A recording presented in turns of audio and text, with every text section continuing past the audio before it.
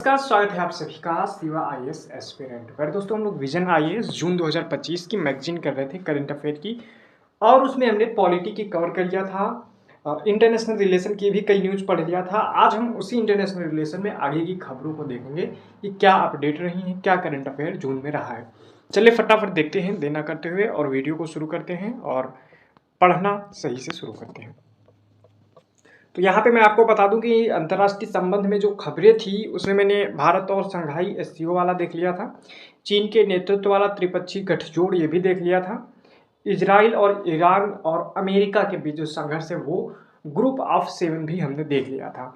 आज क्या पढ़ने वाले हैं, तो आज हम लोग जैसे WTO हो गया, पश्चिमी अफ्रीकी देशों का आर्थिक समुदाय देखेंगे, संयुक्त राष्ट्र सुरक्षा परिषद देखेंगे, संयुक्त राष्ट्र आर्थिक और सामाजिक परिषद देखेंगे, संयुक्त राज्य अमेरिका ने जो गावी द वैक्सीन अलायंस से वित्त पोषण पर रोक लगा दी है, और साथ ही अंतर्राष्ट्रीय मध्यस्थता संगठन देखेंगे, भारत किर्गिस्तान द्विपक्षीय निवेश संधि, इस तरह से और भी खबरें हैं, उन सबको हम आज के वीडियो में देखने वाले हैं। चलिए शुरू करते हैं और देखते हैं। तो सबसे पहले तो मैं आपको बता दूं, अगर आप चैनल पर नए हैं तो चैनल को सब्सक्राइब कर लीजिएगा और वीडियो को लाइक कर दीजिएगा, दोस्तों के साथ शेयर कर दीजिएगा। और अगर आप MCQ सॉल्व करना चाहते हैं, प्रीवियस ईयर क्वेश्चन सॉल्व करना चाहते हैं, तो हमारे टेलीग्राम चैनल से भी जुड़ जाइएगा। वहाँ पे हम MCQ और प्रीवियस ईयर क्वेश्चन सेंड करते रहते हैं। चलिए शुरू करते हैं। तो आज की पहली खबर है, विश्व व्यापार संगठन में सुधार, WTO में सुधार की बात की जा रही है। दरअसल भारत ने 2026 में कैमरून में होने वाले 17वें मंत्री स्तरीय सम्मेलन से पहले पेरिस में हुई एक उच्च स्तरीय लघु मंत्री स्तरीय बैठक के दौरान WTO में सुधारों की मांग की है। तो बात करते हैं WTO है क्या। तो WTO की स्थापना 1995 में मराकेश समझौते के बाद हुई थी। दरअसल इसने GATT, जिसको general agreement on tariff and trade कहते हैं, उसका स्थान लिया था WTO ने। 1986 से 1994 तक उरुग्वे दौर की जो वार्ताएं चली हैं उन्हीं का परिणाम था WTO। ठीक है, इसका मुख्य कार्य की बात किया जाएगा तो व्यापार समझौता का प्रशासन करता है, व्यापार वार्ताओं के लिए मंच है, एक तरह से व्यापार विवादों का निपटारा करता है, राष्ट्रीय व्यापार नीतियों की समीक्षा करता है, विकासशील देशों की व्यापारिक क्षमता बढ़ाता है। इसके सदस्य देशों की बात करा जाए तो लगभग 166 इसके सदस्य देश हैं, जो कि वैश्विक व्यापार का 98% हिस्सेदारी रखते हैं। भारत 1995 से ही इस संगठन का हिस्सा देखने को मिलता है। आपका निर्णय प्रक्रिया जो है, इसमें सर्वसम्मति के आधार पर निर्णय लिया जाता है। इसमें देखने को मिलेगा सबसे ऊपर मंत्री स्तरीय सम्मेलन होता है, जो कि निर्णय लेने वाली इसकी सर्वोच्च संस्था देखने को मिलती है। इसकी बैठक हर दूसरे साल की जाती है। मुख्यालय WTO का जिनेवा स्विट्जरलैंड में आपको देखने को मिलता है। अब बात करते हैं इसके तहत प्रमुख समझौते कौन कौन से हैं। तो 3 तरह के समझौते देखने को मिलेंगे, वस्तुओं के लिए, सेवाओं के लिए, और जो हमारे बौद्धिक संपदा अधिकार हैं उनके लिए। जो वस्तुओं के लिए है वो है GATT, प्रशुल्क और व्यापार पर सामान्य समझौता। ठीक है, ये वस्तुओं के लिए प्रशुल्क और कुछ कृषि वस्तुओं है तो प्रशुल्क एवं कोटा बाध्यकारी जैसे नियमों को चलाता है। और दूसरा है सेवाओं पर, सेवाओं में व्यापार पर सामान्य समझौता। ये सेवाओं से रिलेटेड जो भी व्यापार है उससे रिलेटेड काम करता है। और बौद्धिक संपदा अधिकार से रिलेटेड है ट्रिप्स, बौद्धिक संपदा अधिकारों के व्यापार संबंधी पहलुओं पर समझौता, जो कि कॉपीराइट, ट्रेडमार्क, भौगोलिक संकेतक, औद्योगिक डिजाइन, पेटेंट आदि शामिल करता है। इस तरह के समझौते देखने को मिलते हैं। बात करते हैं WTO के लिए भारत जो है सुधार जो चाहता है उसमें एजेंडा कौन कौन से हैं, कौन कौन से बिंदु हैं। भारत जो है, भारत का त्रिपक्षीय सुधार एजेंडा देखने को मिलता है। इसमें भारत चाहता है कि बाजार तक पहुंच को प्रतिबंधित करने वाली गैर प्रशुल्क बाधाओं से निपटना चाहता है। क्योंकि आपने देखा होगा कि जो शुल्क बाधाएं हैं वो तो कम करते हैं, लेकिन जो गैर प्रशुल्क बाधाएं हैं उनको बढ़ाया जाता है। आयात लाइसेंसिंग की शर्तें, तकनीकी मानक, जटिल सीमा शुल्क प्रक्रियाओं जैसी बाधाएं शामिल हैं। इसमें गैर बाजार अर्थव्यवस्थाओं के कारण उत्पन्न विकृतियों का समाधान किया जाना चाहिए। जैसे चीन जैसी अर्थव्यवस्थाओं में सरकार द्वारा उद्योगों को दिया जाने वाला समर्थन बाजार प्रतिस्पर्धा को प्रभावित करता है, इसकी घरेलू कंपनियों को बहुत लाभ पहुंचता है। WTO के विवाद निपटान तंत्र को फिर से सक्रिय किया जाना चाहिए, क्योंकि जो WTO का विवाद निपटान तंत्र है 2016 से ठप पड़ा हुआ है। रीजन इसका यह है कि अमेरिका ने अपीली निकाय में जो नियुक्तियां हैं वो रोक कर रखी हुई हैं। हालांकि Bharat multi party interim appeal arbitration arrangement का पर संदेह कर रहा है। ठीक है, उसको इस पे जो है संदेह भी देखने को मिलती है। चलिए अब और कुछ प्राथमिकताएं इसकी देख लेते हैं। जॉइंट स्टेटमेंट इनिशिएटिव्स या प्लूरिलेटरल समझौते, ये ऐसे समझौते होते हैं जिनमें कुछ देश मिलकर किसी विशेष मुद्दे पर वार्ता करते हैं। इससे उन देशों के साथ अनुचित व्यवहार हो सकता है जो वार्ता का हिस्सा नहीं करते हैं। जो जॉइंट स्टेटमेंट इनिशिएटिव हैं को डब्ल्यूटीओ के व्यापक बहुपक्षीय ढांचे में शामिल किया जाए, लेकिन भारत इसका विरोध करता है क्योंकि इससे डब्ल्यूटीओ की एकता और बहुपक्षीय प्रणाली कमजोर हो सकती है। फैसिलिटेशन फॉर डेवलपमेंट की बात किया जाए तो भारत ने चीन के नेतृत्व वाली वार्ता इन्वेस्टमेंट फैसिलिटेशन फॉर डेवलपमेंट में शामिल होने से इनकार कर दिया, जो एक तरह की जॉइंट स्टेटमेंट इनिशिएटिव ही थी, या फिर कह सकते हो प्लूरिलेटरल समझौता ही था। ठीक है, बात करते हैं कि सार्वजनिक खाद्यान्न भंडारण कार्यक्रमों के लिए स्थायी समाधान। दरअसल 2013 में एक अस्थायी पीस क्लॉज के तहत किया गया था कि जो विकासशील देश हैं उनको सार्वजनिक भंडारण योजनाओं के अंतर्गत दी जाने वाली सब्सिडी को डब्ल्यूटीओ के विवाद निपटान तंत्र में कानूनी चुनौती से सुरक्षा प्रदान की गई है। मतलब यह है कि जैसे भारत अपना पीडीएस सिस्टम चलाता है तो उसके लिए क्या करता है, अपनी खाद्य सुरक्षा बढ़ाने के लिए, बनाने रखने के लिए वो सब्सिडी देता है जो कि भंडार गृह हैं उनको। तो ऐसे में अगर कोई डब्ल्यूटीओ में जाता है तो उससे सुरक्षा मिली हुई है। आती एवं विवेकहीन मत्स्यन को लेकर चिंता है। मत्स्यिकी समझौता 2022 इस पर लागू नहीं हो पाया है अभी तक, क्योंकि इसे प्रभावी बनाने के लिए डब्ल्यूटीओ के 2/3 सदस्यों की स्वीकृति नहीं मिली है। दरअसल और ये भी देख सकते हैं कि भारत ये जो समझौता हुआ मत्स्यिकी पर, इसका हिस्सा भी नहीं देखने को मिलता है। भारत ने इसको कहीं ना कहीं इसमें हिस्सेदारी नहीं की है, जिससे कुछ चिंताएं उत्पन्न होती है। जैसे 25 वर्ष की संक्रमण अवधि, जैसे कि देखने को मिलता है कि विकासशील देशों को विशेष और विभेदित व्यापार के तहत दी गई है जो 25 वर्षों की संक्रमण अवधि है, कि आप इसमें थोड़ा थोड़ा आप ट्रांसफर करेंगे धीरे धीरे। प्रदूषक द्वारा भुगतान सिद्धांत और सामान्य लेकिन विभेदित जिम्मेदारियां, जिन देशों ने पहले भारी मात्रा में सब्सिडी दी है और बड़े पैमाने पर औद्योगिक स्तर पर मत्स्यन में संलिप्त हैं, उन देशों पर सब्सिडी रोकने की ज्यादा जिम्मेदारी है, ऐसा होना चाहिए। ठीक है, बात करते हैं डब्ल्यूटीओ में विद्यमान कुछ और विवादित मुद्दे हैं। जैसे विकासशील देश के दर्जे के लिए कोई तय मानदंड नहीं है। जैसे भारत एसडीटी विशेष और विभेदित व्यापार में किसी भी प्रकार के बदलाव का विरोध करता है, जबकि अमेरिका जैसे देश, चीन जैसे देश को विकासशील देश मानने का विरोध करते हैं। विनियामक बदलाव भी जरूरी हैं, जैसे कि यूरोपीय संघ के कार्बन सीमा समायोजन तंत्र है, उसकी जो नीति है उसका असर कम आय वाले और मध्यम आय वाले देशों पर ज्यादा पड़ेगा, इसका भी आपको देखने को मिलेगा। भू राजनीतिक बदलाव और संरक्षणवादी रुख, जैसे कि अमेरिका और चीन के बीच टैरिफ युद्ध देखने को मिलता है। कुछ नई अवधारणाएं जैसे डेटा गोपनीयता, सीमा पार सेवा डेटा प्रवाह, डिजिटल सेवाओं पर कर, जलवायु परिवर्तन आदि मुद्दे शामिल हो जाते हैं। बात करते हैं कि आगे की राह क्या है, तो निर्णय लेने की प्रक्रियाओं में विकासशील देशों की भागीदारी को सुनिश्चित किया जाना चाहिए, तो ये बात रहेगी। गैर प्रशुल्क बाधाओं पर निगरानी और रिपोर्टिंग सिस्टम को मजबूत किया जाना चाहिए। वैकल्पिक अंतरिम विवाद समझौता मॉडल तैयार किया जाना चाहिए। पेरिस समझौते के तहत साझा लेकिन विभेदित उत्तरदायित्व जैसे सिद्धांतों को अपनाया जाना चाहिए, जिससे विकासशील देशों पर अनुचित व्यापार नियमों का दबाव ना पड़े। ठीक है, ये हो गई खबरें। अगली खबर है पश्चिमी अफ्रीकी देशों का आर्थिक समुदाय, economic community of West African state, इकोवास। इसके बारे में बात करते हैं, ये चर्चाओं में क्यों है देखते हैं। तो हाल ही में इकोवास या फिर कह सकते हो पश्चिमी अफ्रीकी देशों का जो आर्थिक समुदाय है उसने अपने गठन का 50वें वर्षगांठ मनाई है। स्थापना हुई थी इसकी 28 मई 1975 में और 15 देशों ने लागोस संधि पर हस्ताक्षर करके इसकी शुरुआत की थी। मुख्यालय नाइजीरिया के अबूजा में देखने को मिलता है। इसमें अभी तक 12 देश, अफ्रीकी देश शामिल हो चुके हैं। कौन कौन से देश हैं? बेनिन है, काबू वर्डे है, कोटे डी आइवरी है, Gambia, Ghana, Guinea Bissau, Liberia, Nigeria, Senegal, Sierra Leone और टोगो, ये देश देखने को मिलते हैं। इसके उद्देश्य की बात किया जाएगा तो पश्चिमी अफ्रीका में आर्थिक संघ की स्थापना के लिए सहयोग और एकीकरण को बढ़ावा देना, जिससे कि लोगों के जीवन स्तर में सुधार होगा, आर्थिक स्थिरता बनी रहेगी। सदस्य देशों के बीच संबंधों को प्रगाढ़ किया जा सकेगा और साथ ही साथ अफ्रीका महाद्वीप की प्रगति और विकास में योगदान मिलेगा। इकोवास जो है इसने 1990 में अपना मुक्त व्यापार क्षेत्र स्थापित किया था और जनवरी 2015 में एक साझी ब्याह शुल्क व्यवस्था अपनाई थी।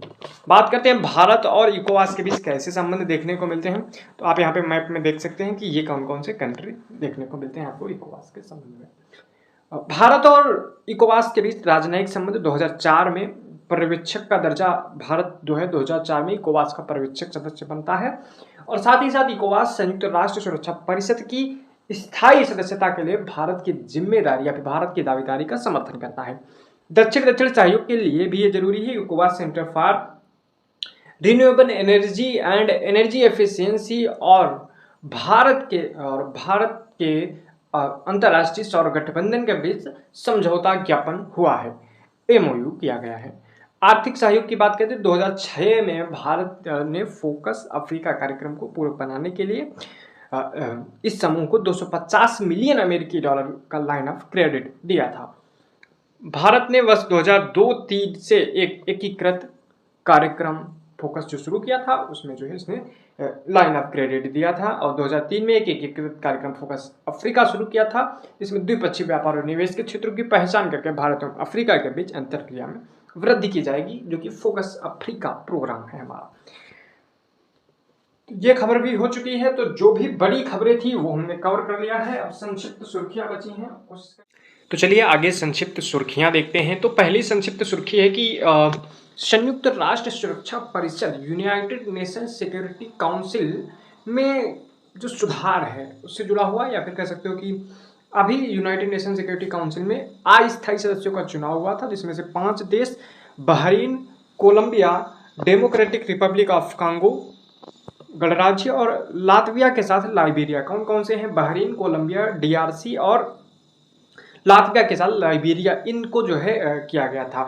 यूएनएससी के बारे में बात किया जाएगी तो इसकी स्थापना हुई थी 1945 में यूनाइटेड नेशन चार्टर के माध्यम से और इसके 6 प्रमुख अंग देखने को मिलेंगे। यूएनएससी के संयुक्त राष्ट्र के 6 प्रमुख अंग देखने को मिलेंगे, उसमें से एक है UNSC United nation security council. इसका उद्देश्य देखने को मिलेगा यूनाइटेड नेशन सिक्योरिटी काउंसिल का अंतर्राष्ट्रीय शांति और सुरक्षा बनाए रखना।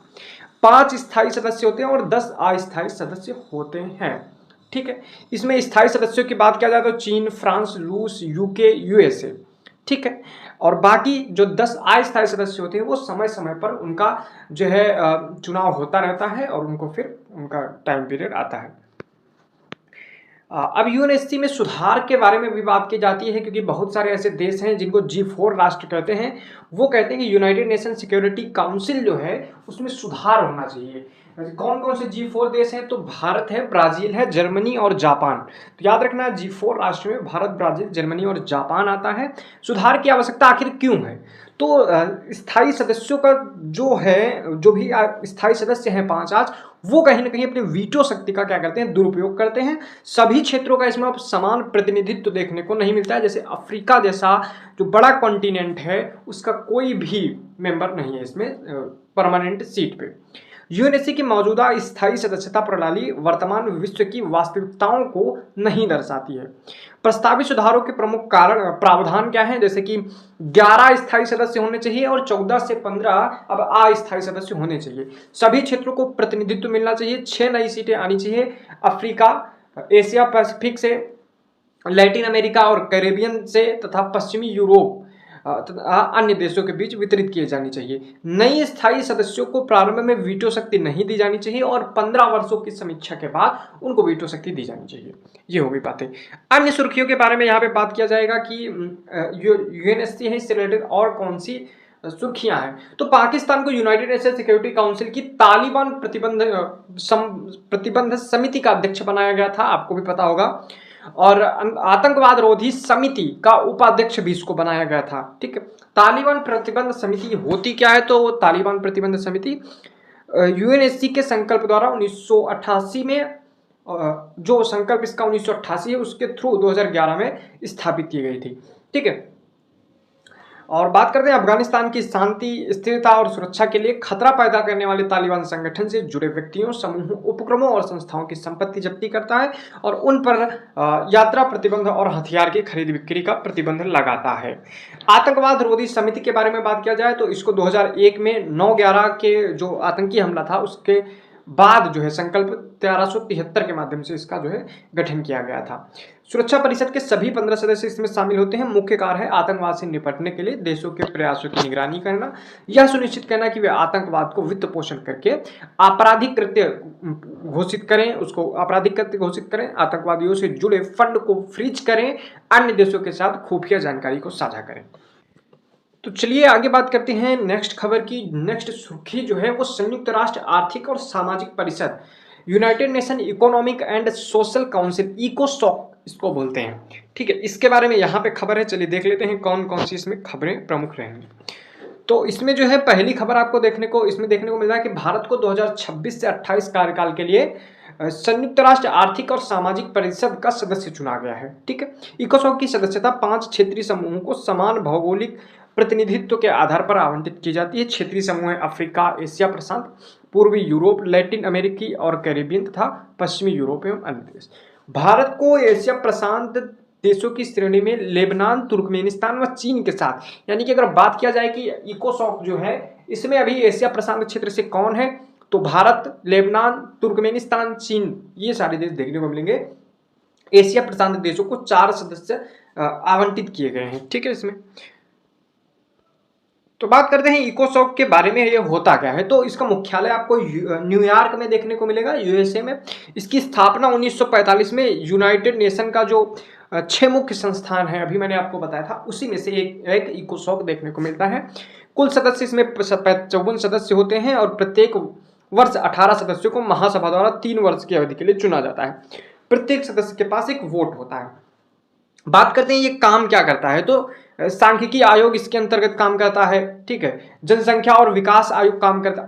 आप इसमें देखेंगे कि ये समाज से रिलेटेड या फिर इसी तरह के काम करेगा। ठीक है, अर्थव्यवस्था से रिलेटेड, सामाजिक से रिलेटेड ये काम करेगा। जैसे सांख्यिकी आयोग हो गया, जनसंख्या और विकास आयोग हो गया, सामाजिक विकास आयोग हो गया, महिलाओं की स्थिति पर आयोग हो गया, मादक द्रव्य नारकोटिक्स ड्रग्स आयोग हो गया, अपराध निवारण और आपराधिक न्याय आयोग हो गया, और साथ में विकास के साथ विज्ञान और प्रौद्योगिकी आयोग हो गया, वनों पर संयुक्त राष्ट्र मंच आयोग हो गया। ये हो गए इसके प्रमुख कार्य देखे जाएंगे। सतत विकास के 3 आयामों, सामाजिक, आर्थिक और पर्यावरण को आगे बढ़ाना। समन्वय की बात किया जाए तो यह संयुक्त राष्ट्र परिषद के निकायों और विशेष एजेंसियों के कार्यों का समन्वय करती है, नीतिगत सिफारिशें देती है। तो यही तो हो गया इकोसॉक।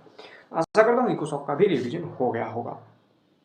आगे देखते हैं, अगली खबर है संयुक्त राज्य अमेरिका में ने गावी द वैक्सीन अलायंस, जो गावी है ये क्या है, वैक्सीन अलायंस देखने को मिलता है, इसके वित्त पोषण पर यूएसए ने रोक लगा दी है। दरअसल अमेरिका ने गावी और डब्ल्यूएचओ पर यह आरोप लगाया है कि वे टीमों की सुरक्षा पर उठने वाले वैध सवालों एवं असहमति को दबा देते हैं। ठीक है, तो लंबे समय से गावी का समर्थक रहा है अमेरिका, लेकिन अभी इसने जो है अपना समर्थन वापस ले लिया है, या फिर कह सकते हो वित्त पोषण पर रोक लगा दी है। तो यहाँ पे आगे देखने को मिलता है कि जो अमेरिका है ये वैश्विक गठबंधनों से स्वयं को अलग करने की प्रवृत्ति इसमें काफ़ी ज़्यादा देखने को मिल रही है। जैसे कि आपको भी पता होगा, अमेरिका डब्ल्यूएचओ से भी अलग हो जाता है, पेरिस जलवायु समझौते से भी अलग हो जाता है, संयुक्त राष्ट्र मानवाधिकार परिषद से भी अलग। इस तरह से ये जो अलग होता जा रहा है अमेरिका, इसका कहीं ना कहीं वैश्विक प्रभाव पड़ता है, अंतर्राष्ट्रीय गवर्नेंस पर इसका प्रभाव पड़ता है। बात करते हैं गावी जो है इसके बारे में कि ये क्या है। तो गावी जो है इसको 2000 में बनाया गया था और इसकी प्रकृति देखने को मिलेगी तो एक सार्वजनिक निजी भागीदारी वाला एक उपक्रम देखने को मिलता है। मुख्य भागीदार इसके देखने को मिलेंगे विश्व स्वास्थ्य संगठन, यूनिसेफ, विश्व बैंक और गेट्स फाउंडेशन, इस तरह से देखने को मिलते हैं। मिशन के बारे में न्याय संगत और संधारणीय उपायों को बढ़ावा देगा। ठीक है, उपलब्धियों के बारे में बात किया जाए तो 1 बिलियन से अधिक बच्चों का टीकाकरण अब तक किया जा चुका है। और साथ ही वैश्विक भूमिका की बात किया जाए तो यह डब्ल्यूएचओ के नेतृत्व में संचालित वैक्सीन सेफ्टी नेट प्रोजेक्ट का हिस्सा देखने को मिलता है। सचिवालय इसका जिनेवा स्विट्जरलैंड में है। बात करते हैं कि अमेरिका द्वारा वैश्विक गठबंधनों से स्वयं को अलग करने की बढ़ती प्रवृत्ति का प्रभाव क्या देखने को मिलेगा? तो सबसे पहली बात तो बहुपक्षवाद का जो नियम है या फिर बहुपक्षवाद जो है, नियम आधारित व्यवस्था कहीं न कहीं कमज़ोर हो सकती है। जलवायु परिवर्तन कार्यवाहियों पर प्रभाव भी पड़ेगा क्योंकि जो पेरिस क्लाइमेट डील है उससे भी ये बाहर हो चुका है। स्वास्थ्य के लिए धन की कमी भी हो जाएगी क्योंकि अमेरिका जो है WHO की 15% जो भी उसका वित्त पोषण है वो करता है। तो ये हो गई खबर गावी से रिलेटेड। अगली खबर है अंतर्राष्ट्रीय मध्यस्थता संगठन, इंटरनेशनल ऑर्गेनाइजेशन फॉर मीडिएशन का। चीन ने अंतर्राष्ट्रीय न्यायालय और परमानेंट कोर्ट ऑफ आर्बिट्रेशन जैसी पारंपरिक संस्थाओं के विकल्प के रूप में औपचारिक रूप से अंतर्राष्ट्रीय मध्यस्थता संगठन की स्थापना की है। बात करते हैं अंतर्राष्ट्रीय मध्यस्थता जो संगठन है ये है क्या? तो इसका उद्देश्य देखने को मिलता है अंतर्राष्ट्रीय जो विवाद हैं उनका समझौता करना है, उनमें समाधान करना है, उनके बीच मध्यस्थता करना है। सदस्य देशों में इंडोनेशिया, पाकिस्तान, बेलारूस सहित 30 देश इसके देखने को मिलेंगे। अधिकतर संस्थापक सदस्य एशिया, अफ्रीका और कैरेबियन क्षेत्र से देखने को मिलते हैं और राष्ट्रों के बीच विवाद समाधान करेगा। एक राष्ट्र और दूसरे राष्ट्रों के नागरिकों के बीच विवाद का समाधान करना, कार्यक्षेत्र इसके देखने को मिल रहे हैं, अंतर्राष्ट्रीय वाणिज्य विवाद को समाधान करना। आगे बात करते हैं नेक्स्ट खबर की तरफ। नेक्स्ट खबर है भारत किर्गिस्तान द्विपक्षीय निवेश संधि। तो इसको जो है 2019 में हस्ताक्षरित किया गया था और 2025 में इसको लागू किया गया है। नई द्विपक्षीय निवेश नीति जो है, ये जो संधि है, ये 2000 में लागू हुई संधि की जगह लेगी। इसके पहले भारत और किर्गिस्तान के बीच में जो संधि हुई थी वो 2000 में लागू हुई थी। ठीक है, बात करते हैं कि भारत किर्गिस्तान द्विपक्षीय निवेश संधि के बारे में। ठीक है, मुख्य बिंदुओं पर इसकी नज़र इसमें देखा जाए तो परिसंपत्ति की परिभाषा इसमें शामिल की गई है, यानी कि इसमें उद्यम आधारित परिभाषा को अपनाया गया है। इसमें किन परिस्थितियों को शामिल किया जाएगा और किन्हें बाहर रखा जाएगा उन्हें भी परिभाषित किया गया है। इनमें निवेश की प्रकृति भी स्पष्ट है, जैसे कि पूंजी प्रतिबद्धता, लाभ की अपेक्षा, जोखिम वहन करना आदि चीज़ें।